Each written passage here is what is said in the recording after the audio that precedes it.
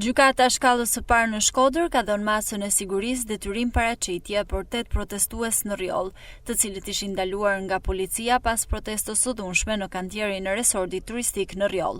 Po ashtu gjyqtarja vendosi që personat me mas sigurie nuk duhet t'i afrohen kantierit të ndërtimit në Rjoll me një rrezë rreth 300 metër, vendimi i cili irritoi banorët, të cilët e quajnë të padrejtë në kufijnë të absurdit. Avokati na dha një informacion që janë liruar me kusht detyrim paraqitjet edhe mos shkojnë më te toka e tyre.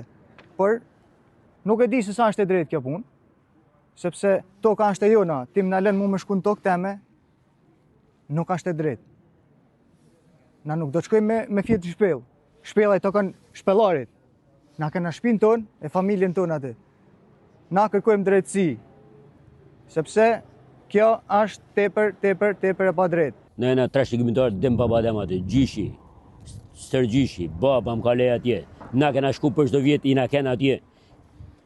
Zdi se sa bëhet me ne, ku ka me marrë vesh populli shqiptar, se na jena venali aty. Ku shka Rex, më marrë me popullin shqiptar, të merë me popullin e Rjollit, se ka ardita për si bëhet më zërët. Është kufiri i fundit që një banor, një familjar, mund t'i lejohet që të protestoj e të regjistoj fuqishëm derisa t'i dalë zot. Të hynë aty në territor, njerëz nga gjithë Shqipëria, që punojnë me lloj-lloj makinerish, njerëz që nuk i dihet se cilët janë, njerëz ndoshta edhe të pasiguruar, po edhe kompani private, edhe të mos jenë banorët e fshatit, mos kenë mundësi me hyrë brenda, qoftë dhe pasisht, kjo është krejtësisht absurde. Banorët theksuan se pavarësisht të gjitha presioneve që po zhvillohen ndaj tyre, protesta nuk do të ndalet.